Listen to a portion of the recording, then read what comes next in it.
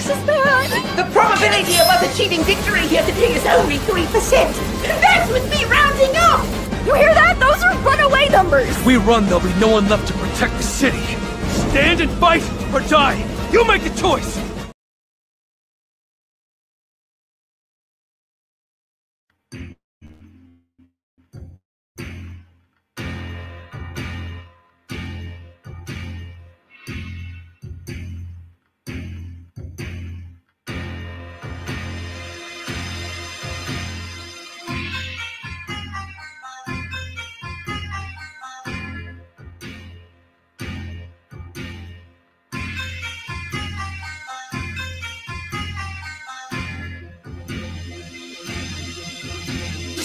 Dangerous. Open up your head, feel the shell shock. This is dangerous. I walk through minefields and watch your head rock.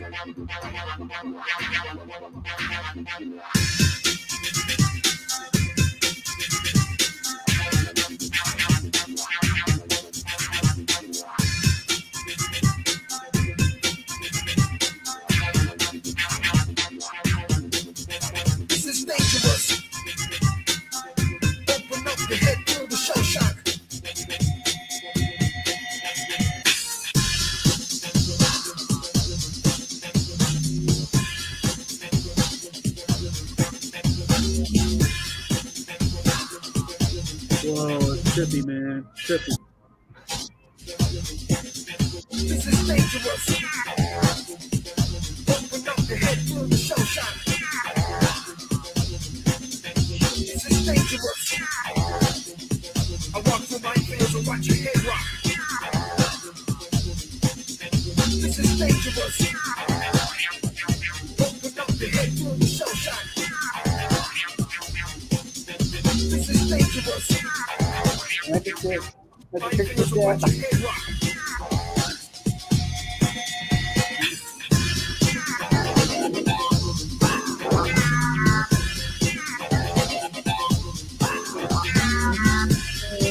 It's like in London. Oh yeah?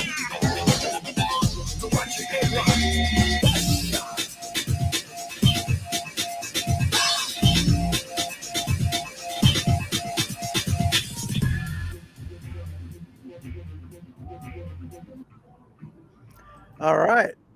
Welcome one and all to Plunge Comics, the comics channel for promoting our work and other indie creators' works. Today I have, let me grab the screen out of here. Where are we? There we go. And look at that. That's kind of cool.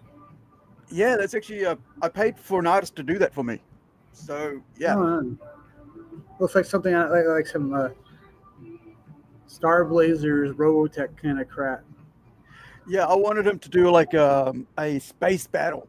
I'm going to release it as a poster or as a wraparound variant cover for one of my pieces, cool. You know, work in the future. Yeah. Maybe if you do it, make an RPG, you can use that as like those little things they put in front of them. They call those. Oh yeah, you mean the mats? The mats. The play mats. Yeah. Yeah, the trading card games and stuff like that. Oh, yeah, that'd be another cool thing. Yeah. Yeah, I thought, you know, because there was a Kickstarter for it, and I was like, well, I can support that. So I put about a couple hundred down for it, and part was that Dreamy original work, a space battle, and I got that and stuff. So I was quite happy. And yeah, so I think, you know, it's better than waiting for something and never getting it, right? When you spend a couple $100 on something. Yeah. So it was one of the high tier ones, and I think that was the last time I actually, even though I got it and everything, I was happy with it. It's like I won't spend that much on high tier stuff because I just don't know if I'm going to get it or not unless I am, you know, I'm sure that person has finished the work. I see. So what I'm going to do here is show your work. Go ahead. And I'll get you to talk about yourself in a minute. The people must know. Now, and I'm usually on top of the stuff, but like I'm kind of like bit out of sorts because I haven't been streaming for myself, Right. on my own channel for a while. So it's kind of like put me off kilter sometimes, even if I try, Yeah, your audio is kind of coming in just a little bit funny. Just Is it? So it's not clear? oh, it's clear, but just like it doesn't. It sounds like it's kind of what's the word I'm looking for? Glitchy. Right. I wonder what it is. Kind of like when you're talking to a walkie-talkie and it sounds kind of garbled a little bit. Okay, I'll try to clear off some stuff since we're still, in the early stages of this. I'll empty out everything I can think of that might be affecting it. Yeah. So I think that's the one that has the review on it. I've read that a few times. I encourage everybody who's watching to go and if you bought the book or you're going to buy the book, read it, and then leave a review on the on Amazon because it gets me more views. Awesome. All right, now I'll pop that off, and I'll get you to I'll put you on solo to get you to talk a bit about yourself, and then I'll come back in and we'll all right, do the usual.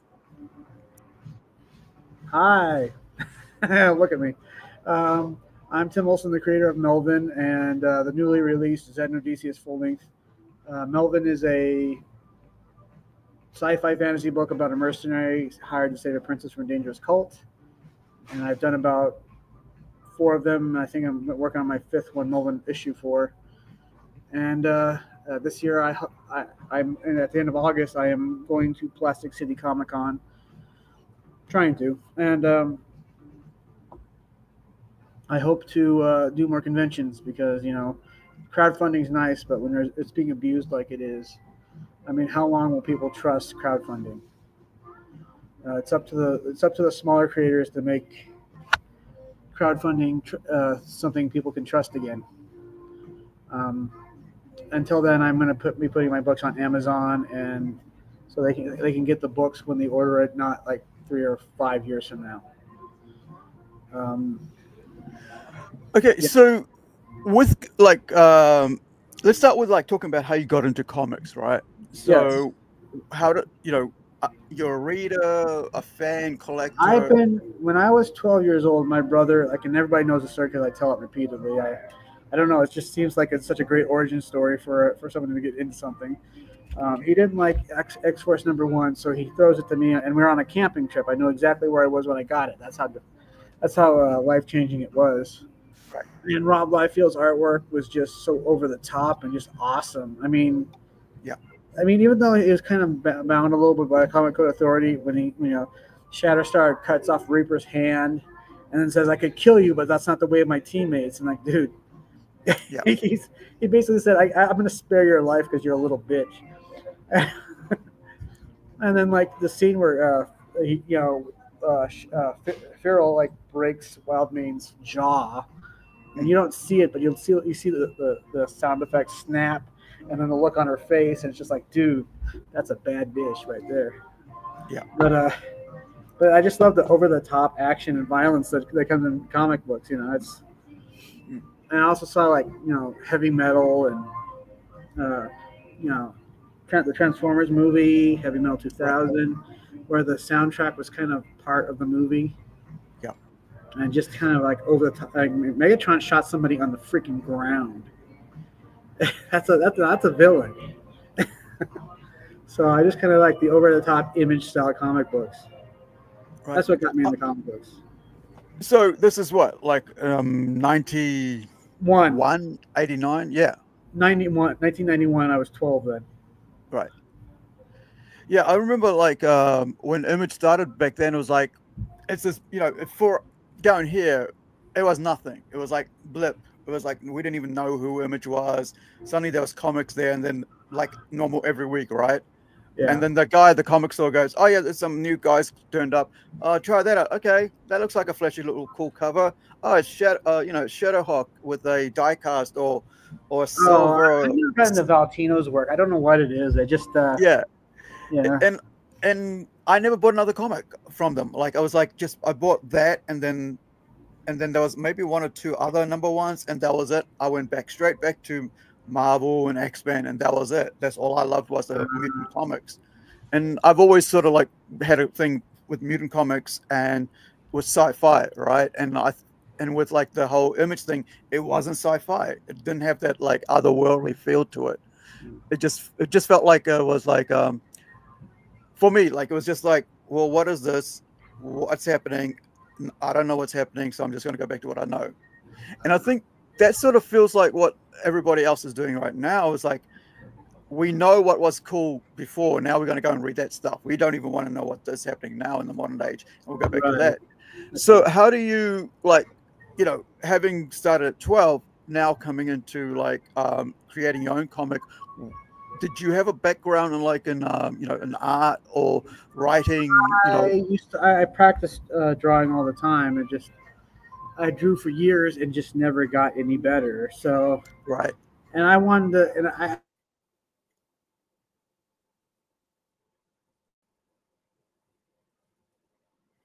Yeah, I'm not sure what happened there, but Tim just stalled.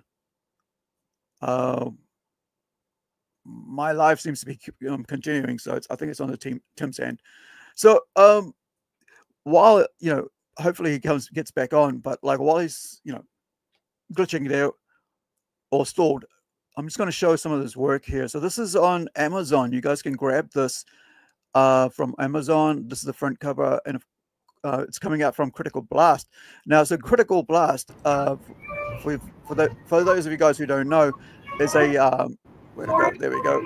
Is a publishing outfit that prints comic for other people.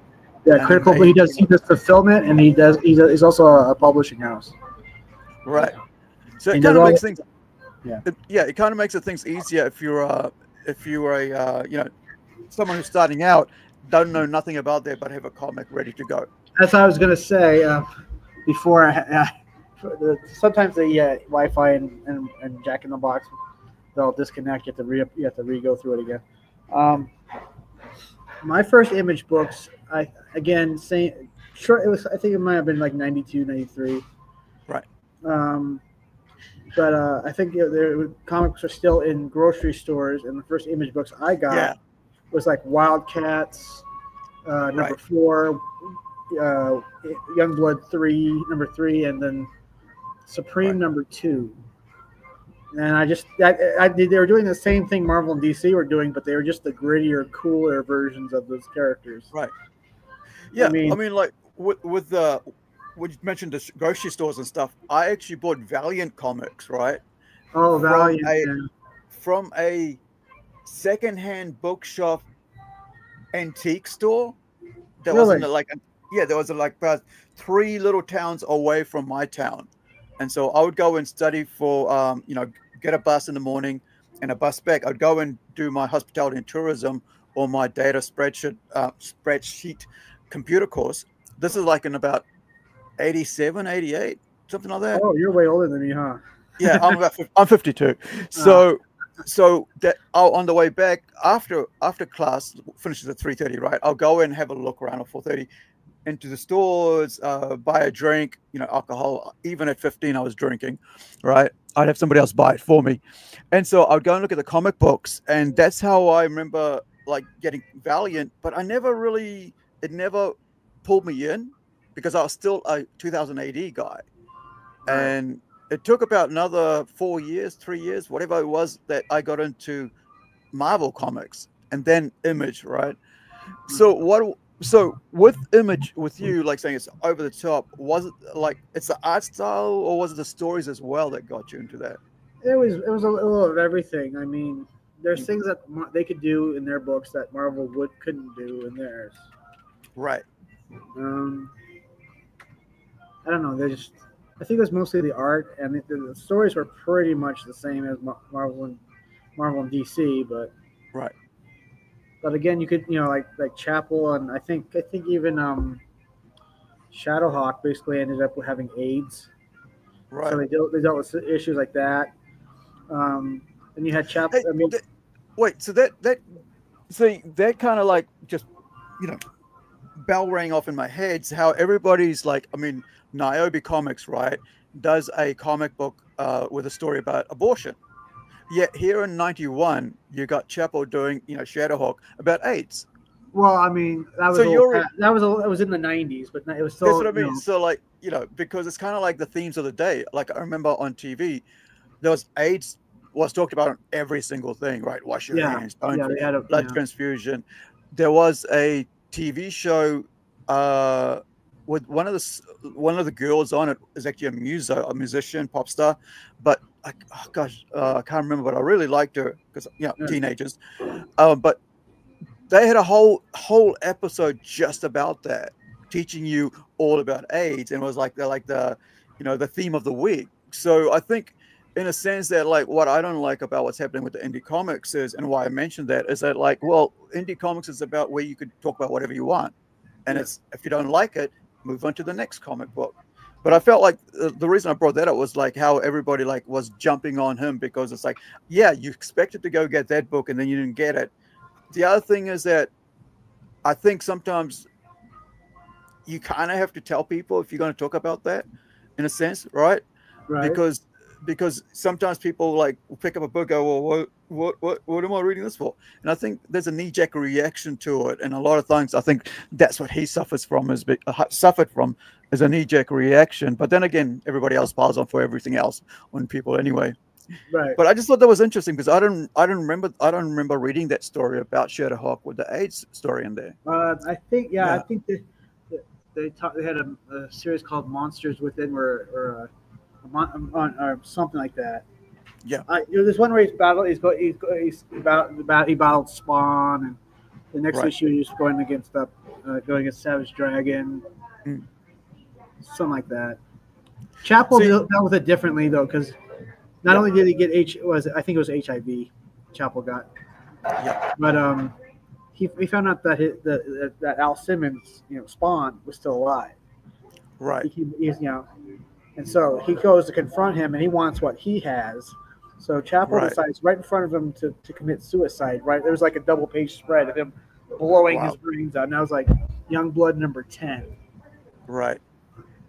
And then they had like a Extreme was doing like a lot of events, like they'd have Extreme Sacrifice and Extreme Destroyer and et cetera, et cetera. So did these comics, because it's been like so long for me, right? Like I'm so far removed from that time, because what were like the do these come with like ratings and stuff like that, like we do now? Like if I'm releasing comic, I'll go, well, it's a PG, it's a teen plus, or if it's all ages, or if it's R18. I've got one that's hard R, right? So I got to let people know ahead of time that on the that this is what it is. Did Image do that back then? I don't think they did. No. Right. But you kind of already knew that the Image were they're the guys that had things in it that you couldn't see in marketing. They didn't have the Comic Code Authority. But again, it was the go big or go home era. You remember that slogan, go big or go home? That's what the 90s were. Yeah, I mean, like you had to give it all you had, and I think this is what really annoys me about the whole Comicsgate movement, in the sense of what they're doing with trying to say what comics are. Right? They're trying to like become like the certification board of what the indie comics should be, and it shouldn't be theirs. It should be that. It should be just like Marvel Comics. It's like, well, then go to Marvel Comics and produce your comics there, right?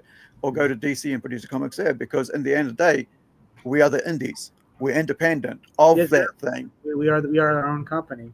We shouldn't have to answer to anybody else. And honestly, especially not some toad, right? Not some fat toad sitting on his thing eating his pies. Yes, but I usually don't understand people who just they follow somebody and they just kind of eat up and regurgitate whatever they're told, and that's it, right? Yeah. That's why I said indie comics is the punks, right? We're the punks. We don't follow the establishment. We make up the rules for ourselves. Yeah, we basically do whatever we want, and we put out whatever we want the way we want. And if people like it, amazing, awesome. Thank you very much. And if you like it, tell your friends. And if you don't, hey, just move on, right? But like I think at the end of the day, it's gotten to where like if you don't like it, let's nitpick it. Let's make a big deal about it. Let's make sure that they can't sell anything, they can't produce anything, and just tear them apart, and then complain about being, oh, it's because they don't like me. That's why they're talking about me. I think I love the idea that, like, this is why I love indie comics, right? I mean, I've been doing it for a while, but I haven't been around for a while. Like, I started back in 2007, and just taking a mouse and drawing with a mouse on the computer screen what I wanted. And then, things happened and I stepped away. But I think the great thing now is that with what so many creators creating, you have a smorgasbord of what you can, what you can eat from, what you can take in, what you can escape into. Because, I mean, we do escape I just aside, noticed right? these things in the private chat. I didn't notice them before. All right. What do you mean? I didn't know. I didn't. I was just going with the flow. Oh, look at this. No. All right. So, yeah. Now, so I mean, talking about that, we're actually streaming on Facebook and on Twitter. So, usually, it's all over the place. So, when did you start thinking, like, okay, I'm going to create this comic, right? I'm going to like do this, and this is what's going to be the thing. I heard about Zach making Jawbreakers, and that he's crowdfunding it, and like wait a minute, you can actually find an artist and all that and make an actual book. Because like I always wanted to make comic books, but the problem is, like, I think I was in the era in the 90s, where people like to buy comic books, but no one necessarily wanted to make them. Right. So that's at least where I was growing up. So I'd be the only one who really wanted to make comic books, and no one was into it as much as I was. Right. So I didn't get into publishing comic books until like starting in 2018. I had, like I said, I had done that thing where it was on a small website. You could, and then somebody told me I could never make it in comic books, and I hate people telling me what I can and cannot do. So yeah. I kind of said, okay, this guy Sherwin, K.O. Sains, he did Melvin 1. Right. And I was fired up because I hate people telling me what I can and can't do. Yeah. And I said, I'm writing this book, you're drawing it, I'll pay you this much, let's go. Yeah. And just out of spite, I made my first book. And right. Again, like I said, I heard about your boy Zach making Jawbreakers, and like, this is happening. Yeah. This can happen. So when I only made 33% on my first campaign, and that's not. Right. But I still made the book, and I still sent it to the people who backed the campaign, even though I didn't fund. Right. My mind, my character's not a household name. Nobody knows who I am. So I might as well just focus on building the audience and not worry too much about the money. Yeah. So that's where I am, because like I said, I could walk up to somebody on the street, rando outside in the real world, and say, "Hey, Melvin," and they're like, "Yeah, what?" Yeah. I can walk out to somebody and say, "Hey, Spider-Man, Captain America, Wolverine, Deadpool." Oh yeah, those movies. Yeah. Even though they haven't seen, they know as a comic book character, they know exactly who those people are. Yeah. I can't walk up to somebody and say Cyberfrog, because they won't know who that is unless you collected comic books way back in the day. And I think people barely remember Cyberfrog. Never heard of it. I never heard of it. I saw an ad in Wizard magazine, and that was the last I ever saw of it. I never had an issue of Cyberfrog. I remember more about Creed, and I never had an issue of Creed, but I remember them having articles about Creed and not so much about Cyberfrog. Yeah. So I think it's such a weird thing. Is like I mean, you started creating Melvin in 2018, right? So where did the idea for the actual story come from? Well, Melvin was actually created when I was in, I think, middle school, and like I said, I used to draw these comics on paper, and didn't go anywhere because I didn't know what I was doing. Yeah. But like I said, I heard about your boy Zach making Jawbreakers. Again, it wasn't EVS that got me in the comic books like everyone claims. but claims that we're all here because of Ethan. No, we're all here because of your boy Zach. Yeah. Well, I mean, you are. I mean, like, Yeah. I've been here since You've been here before. 2007. Yeah, I get it. But I've been talking about Yeah. the people who just decided like maybe 4 or 5 years ago to start making books. Yeah. It was your boy Zach when he made Jawbreakers and took on was it Mark Waid? Yeah. Yeah, and all that. It's crazy. Somebody who makes something as great as Kingdom Come is a wackadoo. This is why they say you got to like dissociate the art from the artist. You have to. Mean, it's crazy. Otherwise, you lose your shit. Like seriously, I've got books on my. I mean, I've got Mark Waid. I've got signed Mark Waid books, right? And Kingdom Come's one of them. And I've got I've got so many work out there, and there's a couple of those guys are wackos. Like I just don't like them as people, but their work is great. And I think I'm sure there's some people out there who do not like me as a person that might someday like my work, and that's okay, right? The work's got to stand on its own. Otherwise, it's not worth it. I mean, worth people reading that work if it's not able to stand on its own. Yeah. So what was this? How did you come up with the idea of Melvin, right? The concept. Well, I had just seen the John Carter movie and I loved it. And then I bought the actual books and I love the books. And then of course, so basically I kind of decided to remake Melvin as a sci-fi action hero. Right. And I wanted to do kind of a straightforward story. He's a mercenary. This princess is going to get sacrificed to a monster. He has to fight his way through cultists and monsters. And then the twist ending is that she saves him. Okay. So when I made the second issue had to be 10 times as better than the first one. See, I just wanted to get the book done because I'm a great procrastinator. Yeah. And if I don't break that cycle, then I never get anything done. So I had to just make the book as best as you can. Yeah. And then the next issue, make it better than that issue. And then the third issue, make it better, and so forth and so on. Always make things better, than the last one. Right. And because you have to get better and better. Otherwise, you can't stagnate on the on the first step. Because otherwise, your reader's going to grow with you. Your art's going to grow because you're going to get more money or whatever. You get better artists, or maybe your artist gets better at the work and understands what he's doing better. And I think a lot of times people think that they know it all. Like I was talking to a game designer, right? A game developer, and he just wanted my input because he goes, "Oh, I know you're a writer, and what do you think about?" And he didn't even tell me who he was, right? Right.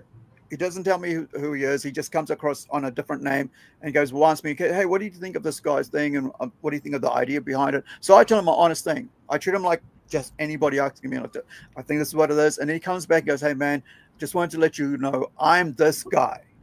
Right. And I go, "Okay, cool. Oh, good." Because I'm sorry that I came under false pretense. I said, "No problem." Because now you know that I'm going to be honest with you. Right? Because if I came across it, blue horn, whatever, and you'd be like, "Oh, I can't trust this guy." But if I straight up told you what I think your inspiration, what the guy's inspiration was, who happened to be him, and so we're talking, and then he comes back and goes, "Hey, this is who I am. Thank you," and we started talking, and possibility he might be doing one of my stories, right? Oh, hey, Tank, what's up? Hey, Tank. Past test. I guess so. Tests. It's like Lucha Libre. Yeah, the female part. Lucha and Lucha Libre, the females. Oh. Yeah. So I mean, and I said to him, "Look, don't ever stop asking questions, right? And don't ever stop asking for input, because you can always get the input, but you don't have to do anything with it.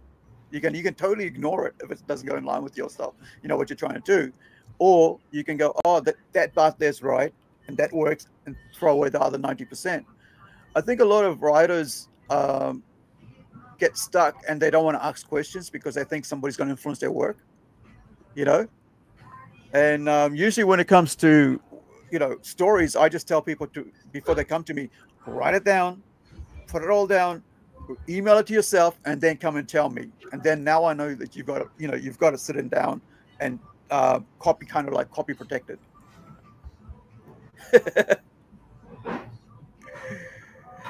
So Tank is all about bubble gums for Melvin.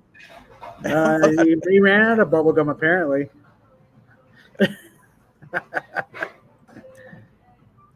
I said coming soon, Melvin bubblegum. So tell us about this character, right? We're back to the concept of Melvin. How would you like a blurb, right? I mean, I read it, but I want it from your mouth, right? Yeah.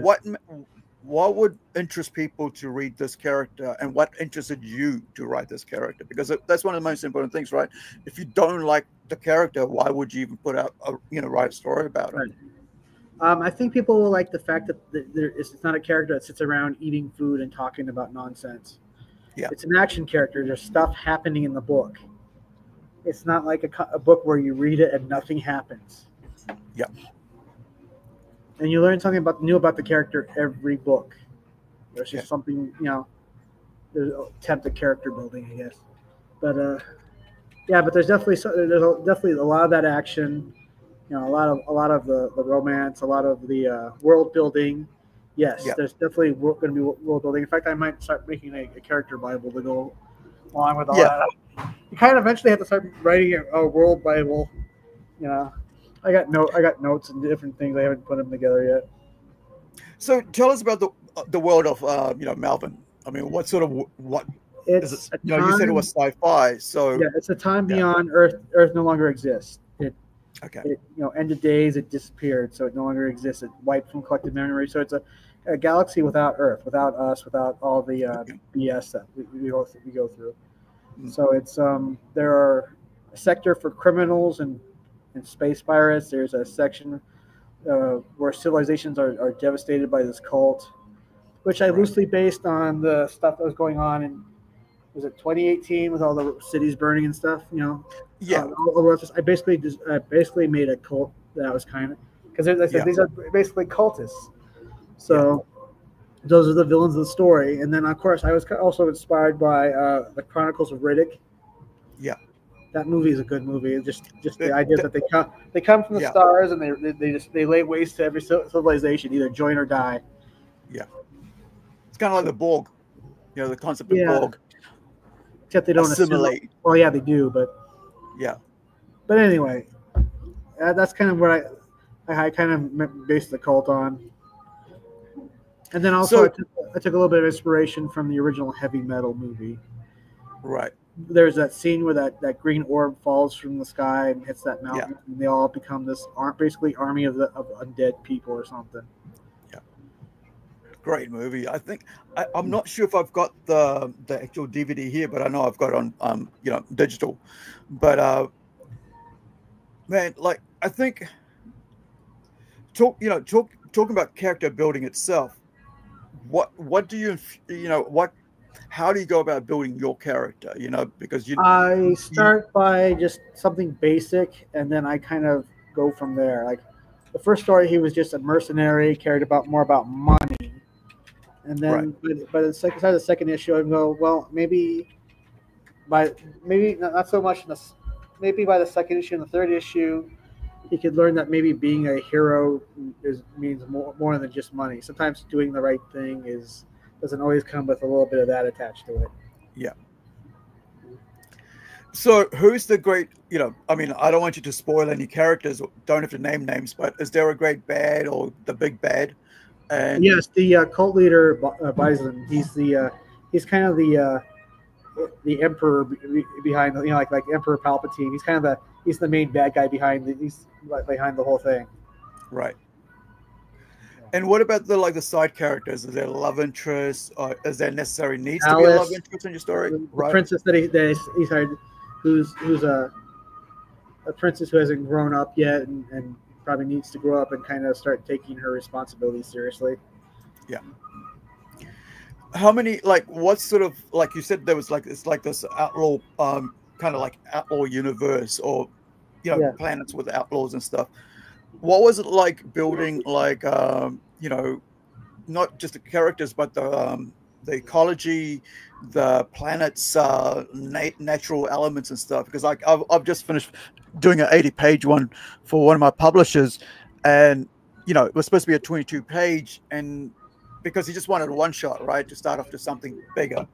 Well, And so sometimes yeah, the whole besides the artist and letterers and stuff like that, and maybe yeah, artist, letterer, and maybe the editor and inker. I'm the only guy that bounce ideas off of. There's no other like. So I basically have been kind of going through all the books myself and go, yeah, I wrote that, didn't I? And kind of taking notes and writing that down. right. Because you eventually you do start forgetting things that you wrote, like, oh yeah, I wrote that. Yeah. So, but I mean, you always remember the basic idea of the character and everything and the stuff, you know. So far, it's just I'm kind of like the idea that you know when you get the first issue and you don't know anything about the character before and you don't know anything yet about the character after. So every story you reveal something new about the character. Like in the third issue, you find out Melvin can regenerate. Right. Like in my Buys Melvin 3, you know, the one that a certain someone had to just destroy just basically destroy the cover without actually reading the book. Fucking hack. Anyway, you would find out that Melvin, you know, he gets his head shot off and it regenerates. Right. As Alice is driving the ship and trying to avoid these two bounty hunters that are chasing them. Yeah. Yeah. That is awesome. I wanted to be. That is an awesome cover. I wanted it to be like a Star Wars cover. You know how you see the posters. Oh, you mean the original one where you've got like the what is it? Like with the, you know, the whole holding the sword and there's people on the floor, right? Like yeah, I think any Star Wars poster. Right. They're always like, you know, all these characters. You know, all the characters there in the movie are in like one thing. Yeah. The title and. It gives you an idea. It gives you an idea of what's going. You know, there's something. You know, there's females there. The heroes in the middle. You know, you've got possibly the big bad there. Well, that's one of the bounty hunters that's in the book. Right, and then you've got the background with the different elements that tells you that it's not. I was going to say New Zealand, but it's not Earth, right? No, because you got pink trees, you got white landscapes, looks like ashen nuclear, whatever, wasteland. And so that it kind of gives you the element of everything that you want. I mean, that you're trying to represent that's in the comic book, that's what I think you're right. This is a good cover. You know, it shows it really well what to expect. Sid has drawn, at least as far as I know, 2 issues of Action Comics, and I think he did like Nightwing, an issue of Nightwing. Yeah. But he's also done a lot of indie comic books as well. Right. Yeah. Real good artist. And he's the one he's drawn the outside, the cover, the back cover, and the inside of the book, starting at the halfway point of Melvin 2, going into Melvin 3, and now we're almost done with Melvin 4. Right. So it started with hold on, I think I clicked the wrong one again. Here we go. And if you want to know why he started Melvin 2, that's a long story. So I'm a believer in the show must go on. Right. So in case people are wondering why it's $28, because that's New Zealand, right? So this is, what is this, like $15 or something? It's like $9.90 in the US. It's like $9.99, and I think one of them is on sale or something for cheap. Yeah, I'm a fan of weapons. Like I love. I love that cover. Yeah, I told Melvin #0 is drawn by Rob Ewing, and I told Rob, I said, I want 2 candle holders, one made out of weapons, and the other one made out of bones and blood. Mm-hmm.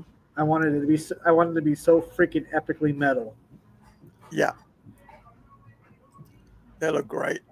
Yeah, I'm a huge fan when it comes to like weapons. I like designing my own weapons and stuff like that. I designed.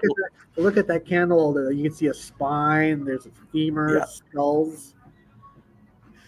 he did do a great job. I mean, it's really detailed. Freaking metal. You almost want to make stickers out of that. Yeah, just the candle holder. Yeah, just that little part here, just like the bones. Yeah, actually, that would be kind of cool, actually. And then also, like, yeah, stickers out of your guns, because that's something I might actually do as well. Because like sometimes, like a lot of times, you just make stickers out of logos and stuff. But I mean, you can always put the logo on there. But I think sometimes that would be great for like maybe like a pencil holder or something. Yeah. And like a little like 3D like look like that, but it's like for holding pencils. Oh, you mean like for a chassis? I mean, you can basically get people to buy their own pencils, but like having stickers on there, it's easier because you just chuck it on, right, on anything you want. But it's a great design. I really like the design. I actually kind of want in the future make action figures, make it a con exclusive, like one year would be like a Melvin action figure, and then maybe year 2 would be a different action figure. Yeah, this is cool. It's got kind of like the what's it like? Has that kind of like cartoon sort of really cool look to it? Like was it the guy who did like Batman or something? Yeah, animated kind of look to it. So it's pretty cool. Yeah, not telling why, but I had to contact Rob and have him replace a cover and at least 12 pages. Okay. But Melvin 2 actually turned out to be pretty good. In fact, the special edition is even greater. So what do you mean by special editions? That's what when I saw that I was like, is it a revised version or updated version? Well, and all that, and the fact that they were all originally crowdfunded. Right. And once I kind of decided, that's not real DIY. You know, I still have an artist draw it. That's a Dillard cover right there. Yeah. But besides the fact that I still work with the artist, I still have inkers and stuff like that. Instead of like making the books on other people's money, which I guess is, if you want to go that route, that's fine. Like, it's not my business if someone wants to do that. I'd rather because I'm paying for all my books out of pocket anyway. I mean, Melvin 4 is completely funded by my money, no one else's money. Okay. So I might as well just go through a publisher and have them put on Amazon. Where, heck, there was a customer in somewhere in the UK who got their book. They ordered it one day and they got it the next day. Great. No. So way. how does that work? I mean, like I've talked to other people about Amazon, and I've got a friend who does it self-publishes as well, and I've got maybe 3 of his novels. He's local, and he does it through Amazon as well. So I don't handle the shipping anymore. That's all through RJ. So so Critical Blast. Yeah, and that's great because I can just work on getting the book done. I hear you, Tank. I'm usually like when I'm listening to streams, I'm either like, working, doing color flats on the Syntec, or if I'm washing dishes or freaking, You freaking lurker. or or cooking, just like you. So I mean, it's almost lunchtime here. Actually, it is 12 in the afternoon. But thank you for everybody that's watching. Thank you. If you guys are watching on X, jump over onto YouTube. Give us a follow. Would love for you to subscribe to the channel. I want to grow this channel. Buy Melvin 0 through 3 and the new. We're not finished yet. I just saw that we got a whole bunch of new watches, so we'll get to that. So, and the other thing is that we've got a lot of people on Facebook as well. We shared it like on a whole bunch of groups. So thank you if you're watching on there as well. But we really would love for you to, so you guys get updated about what's going on the channel, and people that come on that we interview, or that I interview as guests. Do come onto the YouTube channel and give us a follow. Tank says, like and share. That's the word. Because that spreads freedom throughout the world somehow. Yeah. It does. Yeah. Just go with it. So I want to in the actual details for the stream, all the links are there for all the comics. But I want to share it again so you guys can get grab all 3. So it's a long ass freaking link they got here for all 3, And usually what I noticed was right in the middle of it, somebody's gone in and put their freaking ad, sponsored. So he's a 3, 2, 1, and 0, and Come it's on, got to break it up. Amazon. So here's a link. You can check it out for you guys for yourself. I Hopefully it promote you shows every up there, single right? day, Amazon. Damn it. Now, I haven't seen any interiors. Do you have any interiors you can show us, or what's? Because I'll try to. Because I know I downloaded myself. Now I haven't been on StreamYard for months, so I don't know if I'm going to be able to bring this up, but I will try. So give me one sec, guys. And I go think I and sent you, promote your one from each That's book what- except for Melvin 1. Right. So that's what I'm trying to find. Get to. Do you want to talk a bit more about promoting your the links and stuff that you got, or where they can find you apart from contact you to do some interviews or anything else that you want to talk about? Yes. You can find me on X. Let me. I'll share it in the private so y'all can find me. Okay. So I've got one page up. Next page. Image into new tab. Right. Now, are they all black and white like this, or are they? Are you doing color as well later, Tim? Well, there was in my first campaign a Melvin 1 colored edition, but I don't know. I haven't reprinted that one, and I don't know. I haven't just. It's easier to kind of get a black and white one done, and then you don't have to worry about a colorist, except for when you do a cover. When you do the cover must be colored. Hey, look at that. Sorry for the pixelation, guys. I'm trying to zoom in here a bit so you guys can see a bit more detail. That was before it was inked, I think. But, right. So there's pencils, raw pencils. Then you can see where the little X's are, where it's the ink that. I love looking at the raw pencils, man. The details. Like I've got one of my guys, a couple of my guys do that quite a lot. Like really detailed. I'm like, you don't have to go to detail, but they're like, it's good. For the inker, it's really good to see exactly what the artist is, the pencil is trying to get at, so it doesn't get like ruined, or not what the artist wants. Because one of the things is like if an inker ruins or doesn't do it the way that the pencil is thinking in his head, they wouldn't want to work with that inker again. So it's kind of like you got to treat your penciler's work really with respect as much as you want your inking. Sid's the best, and he gets it to you in a reasonable time.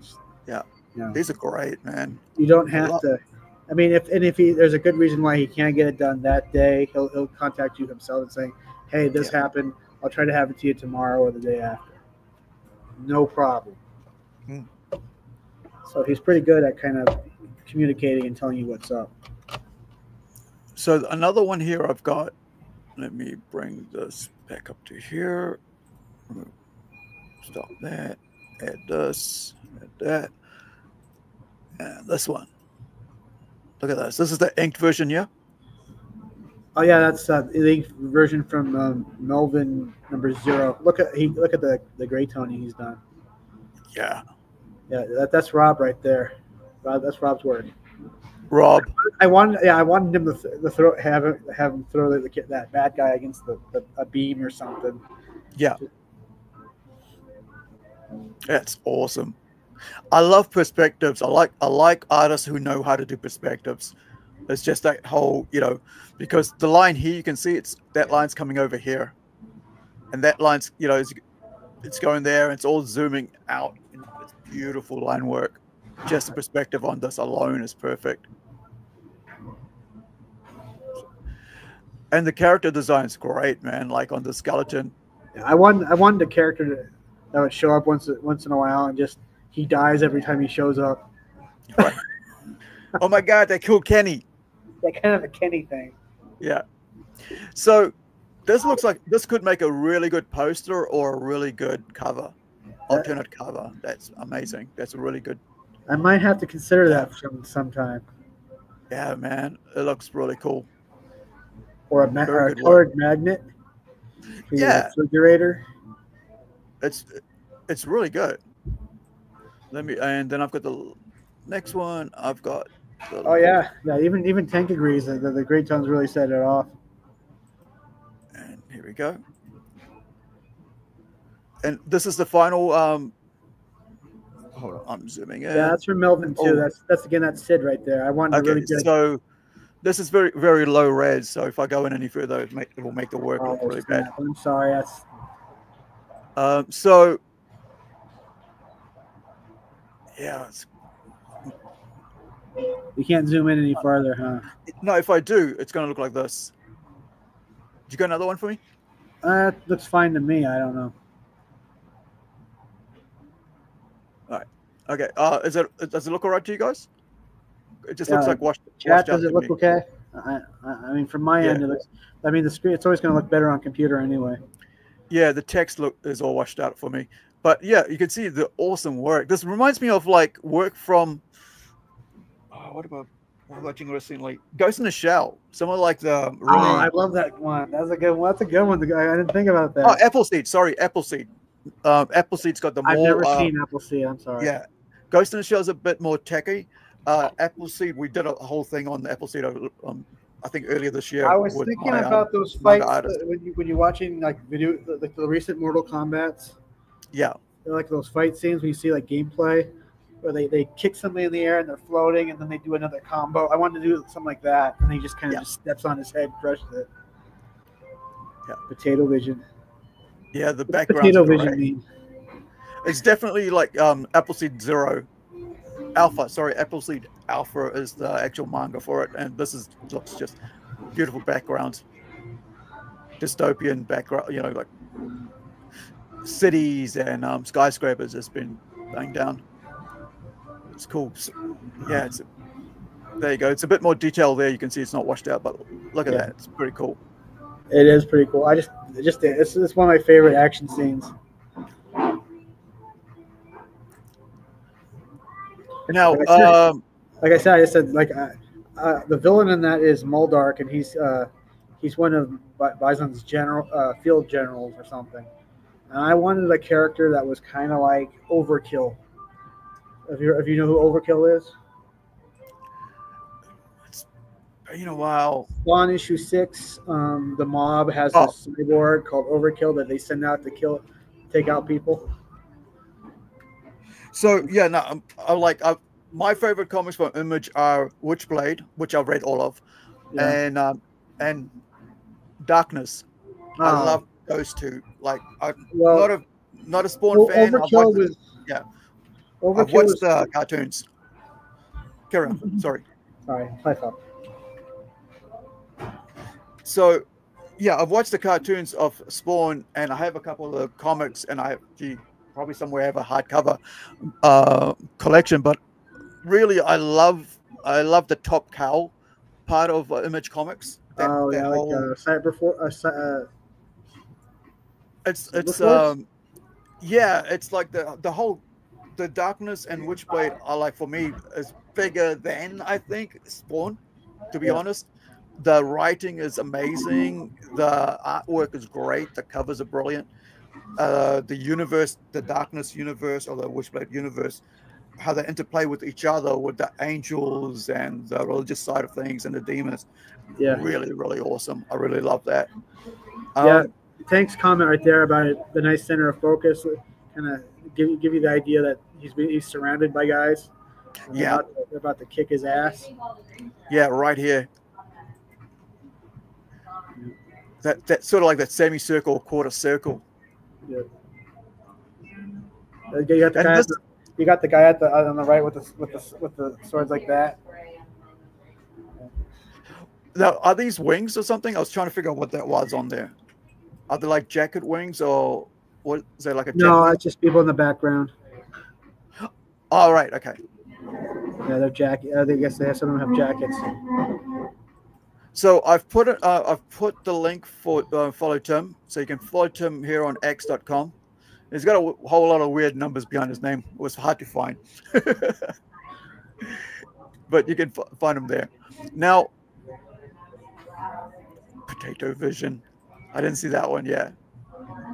But yeah, the gray tones, on the other one and this one's really good. I love, it's just really well done. Now, let me take that off. And Stop that screen. So, as we mentioned earlier, you guys can grab the comics on Amazon. There's about 4 of them out. There's 0 and number 1, 2, 3. Now, yeah, it's 4 of them.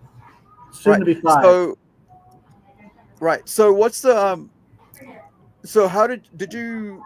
What's the difference between number 0 and then number 1? Is there like is number 1 revamped, or is number 0 a standalone number 0? Like it's a number 0 takes place after the events of. Okay, it takes place after 1 through 4, but it kind of goes back in time. He kind of tells a story about how he became a mercenary. Because in the future, they have to change career industries, and he goes into what they call wet works, or being a hitman.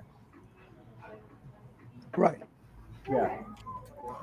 So he tells this prostitute at a bar the story about how he became mercenary, because he's waiting for the right moment to shoot his target. Yeah. Yeah. So he's got kind of like a backstory about it as it builds up to him. It's pretty cool. I wanted to explain, why is it that he just doesn't take off, even though he's owned because mercenaries are owned like property, like how in ancient Rome gladiators were property. Right. So it's like, well, how does he just not take off? Well, he's got a micro bomb and a tracking device. Right. And if they can't find you, they just press a button and blow you up. Right. It's kind of like what's it? DC Comics. The ones with like Harlequin and the other guys, the Kangaroo Man, that they whatever. Boomerang that they have as part of that group. Suicide Squad. Yeah, Suicide Squad. Yeah. Yeah. Yeah, but it's usually like it's a standard fare, right, for like criminal organizations to like make sure that their mercenaries don't turn on them, is by put like a mini bomb in their heads, Yeah. Yeah, So, or in their hearts, right? Put one in their heart so that heart explodes. That's it. His owner is named Gideon, and Gideon has his right hand person Sam, and they find him left for dead. Which actually, there's going to be a story that takes place between that and Melvin 1. That'll explain that. But they find him pretty much left for dead, kind of like in that movie again, Gladiator, which is a fantastic epic movie. Now, early on, I was talking about like how landscapes and you've got all these desolation and stuff. Did you, what was it like designing the actual landscape? Like like we saw earlier. I want to bring this up. Now, I think it was. Let me find the right one. Is it this one? Yeah, here you can see a bit of like it's a desert town. Almost looks like a western, but it's that's what there's we're like seeing. Columns and there's like yeah. So, but then it's like it tells you it's a bit more than a western town, because you got like sci-fi friggin' guns and stuff, right? Yeah. But over on the next one, let me just show you this. The landscape itself. Bring this up, because I love having fun with like the nature, ecology, animals, wildlife, birds, and all that on different planets. If I'm writing about different planets, and because you get to recreate the whole environment, and you got to figure out like what would how would you want that environment to be, right? Here we go. So here, like this is what I was trying to think of, like this. You get to draw pink trees, right? And with orange, bark and stuff like that. Yeah. Well, the planet he's on, there's like different patches of jungle, but there's like in between those different jungles, it's just miles of desert. Right. So and ruins. Now, when you're when you're writing this down, are you telling the artist what you want there, or is the artist filling it out himself? Well, I usually kind of sketch out the storyboard, and I kind of explain. Then I do a breakdown of the page, right? And through that, I'm able to tell them, well, all right, they're in the jungle. Okay, now they're leaving the jungle and they're going in the ship, and then there's like Dune Seas. Yeah. So I am kind of through that doing a breakdown of the page. It's pretty cool because I think a lot of times, you know, like one of the things I think is easiest that happens for any new writer that works with Marvel and DC is the whole world's all created, right? It's all created. Like it doesn't take that much. Yeah. So that when you look at a Marvel script, it just says, oh, it's New York, city at night. This happens. That's it. This character, that character. I give my artists a lot of leeway, but yeah, the thing sometimes I have to stop because like continuity. Yeah. If Melvin has a jacket in one panel, but he doesn't have it in the next, where'd the jacket go? Right. So I might have to stop and say, you forgot the jacket in panel 3, but you have it in panel 1 and 2. You know, something like that. That's so it's basically a lot of freedom, but as long as it stays within the path of my vision. This is what I have envisioned. Yeah. You know. So I mean, it's like my vision, and then he's kind of taken some liberties that fit within the context of my vision. Right. So thus some things can. Hey, I like that. I'm going to keep that. Yeah.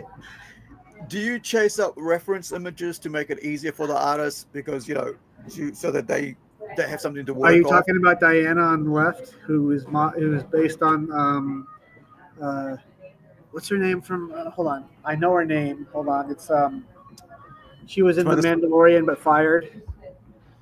She got fired. Oh, Gina Carano. Is that who this? Yeah, Gina Carano. I thought it was not fair that she got booted from a show, and I thought, well, then she'll always have a spot in my comic book. So and so the story is that Sherwin had done a story 2 years prior to me actually doing a book, and for some reason he gave Alice a jacket that said Diana, and gave him a shield, which there's a story about that shield. I just haven't put it into any books yet. Yeah. So maybe I will in one of my ash cans or something. Right. But so I thought maybe Alice, because her existence is confined to her home. She can go to her room. She can stay in the castle, but she can't leave the castle. You know, so if she dies, then there's no one. Then there's a power vacuum, and King Goodwinson. They're trying to stay hidden from the cult, and if there's infighting, then they can't. You know, then it all falls apart. So, so she somehow finds like her friends who are sons and daughters of royal guardsmen. They train, and they also know how to hotwire things. They know there's a secret passageway between every room. That's how they got materials to build the second floor of the castle, third floor.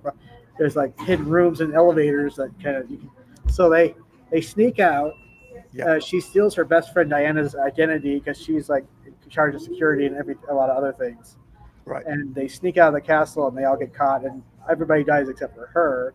Because again. Now hold on.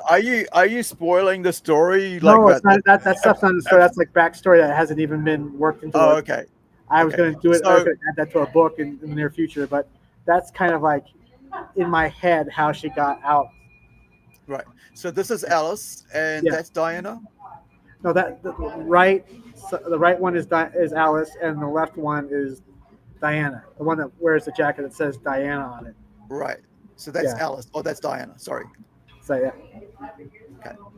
And they're both of red Martian descent. The idea is that Mars is uninhabitable, so every Martian kind of left and kind of colonized somewhere else. Right. That's pretty cool. I was wondering what that was. I was like, okay, kind of feels like it's red and green, right? So because you said actually Melvin's skin's yellow, and I don't know why. To me that still looks yellow. I don't know why people say it looks green. It does look green. Really? Yeah. It looks it's yellow to me. No, it's kind of lime green. Oh, I still don't. Yeah. Maybe I'm colorblind like my dad. Yeah, no, it looks. I'm like, that looks yellow to me. Yeah, it's kind of green, but it is kind of lime green. So it's kind of like I think like the color flatting is kind of like a lime green, like dark, and so like, you know, this green here, and so because that's green, he's lightened it so it comes across as, you know, between the two, it comes across as green. Again, I mean, Yeah. I mean, my mind's like, okay, that still looks yellow to me. What are people talking about? Are people high? Yeah, no, it's lime green. Yeah, it's got that little tone there. Bullets. See, it's just the way it breaks down, because look at the green in the shirt. I mean, in the pants. Sorry, It's no, too late to fix that. So that's just. Oh yeah, no, just leave it as it. You know, it works. There's nothing wrong with it. You know, but yeah, no. The reason I was thinking like if it was Martian was because of John Carter of Mars, right? They have the green. Yeah, yeah. Red. Honestly, you know, you have funny how some things just subconsciously, it gets in your brain, and you're trying to make this thing, and then you look at it and go, "Well, shit." You know, you could definitely tell it was inspired by the Martian Chronicles, or the John Carter of Mars, or whatever you want to call it. Yeah, yeah. But, I saw a video about, like, for me when I first, because I haven't ever read John Carter stories, so when I saw the movie, it was okay. It wasn't great, it was okay. But then I watched the whole breakdown of it, and I thought, wow, they really ruined the whole story of John Carter. Really? Yeah. I thought it was a great movie. Yeah, they were saying like how the characters weren't the way they're supposed to be, and how it was, yeah, the things that just didn't work wasn't the way it was written. But is it Dynamite that does John Carter of Mars? I really want to get into that series. I have a couple of the issues, like the special issues, like the sketch covers and all that, but I've never got into reading it. I think it's such a classic, right, that I actually want to get into reading it, because I've been watching a lot of older shows, like I mentioned this morning on Matt Barr's channel, that I've been watching Outer Limits, like the black and white Outer Limits. It's so good, man. Like, seriously great stories. And I think a lot of times people think, oh, it's just the old, then it must be just like basic, you know, not really that great. But like some of the writing is top tier, you know, for these old shows. Amazing, like Twilight Zone and stuff like that. So, and that's why I thought like maybe I'll get into John Carter as well. So with all that, do check out the Amazon store for Tim's book, and also his X channel there with a whole lot of words there. Also, right? Check that out. So I'm gonna have you say the final word, and then I usually would do like a 3 to 5 minute, whatever you want to say about, you know, some word of advice kind of thing, words of wisdom. Sorry. And then I'll come back and we'll finish off. So you got a couple of minutes to think about what you want to say. And so, guys, there was other interviews that I've done in the last couple of months, actually last year or so. But I've been a bit slow because, you know, I've been very busy. I've got like 7 to 8 projects to run, to work on at the same time, of like color flatting, editing. Just finished an 84 page was it 88 84 page comic book script. I had to edit that. I'm coloring 2 different comics at the moment, like the color flatting to hand over to a toner. Also working on the second issues of each of our comics, which we haven't even released number 1 of at the moment, because we want to be ahead of everybody else, or not ahead of everybody else, ahead of ourselves. When we release number 1, we should have half of number 2 finished. And we're not releasing any comics to Kickstarter until it's 99% finished, which means that 1% is where we put your backers' names, and if you're backing our comic, your name goes in there under thank you very much, you know, for backing us, and that's all. So that's something that I've decided last year after seeing all the random craziness about people just saying they're going to do something on Kickstarter and not doing it, and then stealing people's money and living off that money and never grading the books and just walking away with $60,000.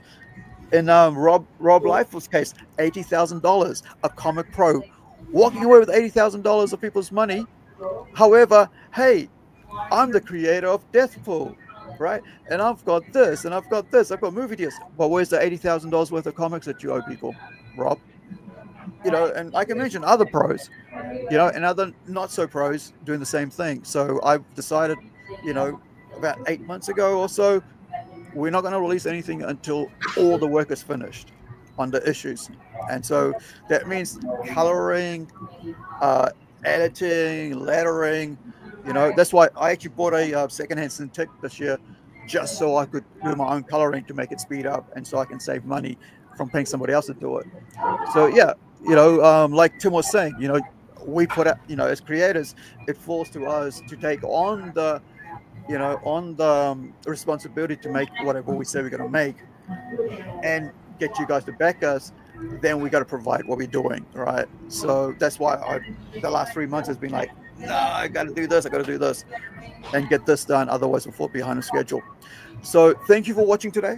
I'm going to let Tim, as I said, have the last words, which is the last words of wisdom. If you're watching from X or Facebook, please jump over to our YouTube page and give us a follow or subscribe or like and share. As you know, as Tank said, who is also a fellow creator, working on his book as well. So thank you so much, and let me remove everything else and myself off the screen, and we'll. So farewell, everybody. Ka kite anō. Catch you on the flip side. Wherever you are, be well, and I'll leave you with Tim. Potatoes. Anyway, go back. Go buy a copy of Melvin 0 through 3 on Amazon, and the newly released. Well, it's not that new, but Xenodicius #1 full length.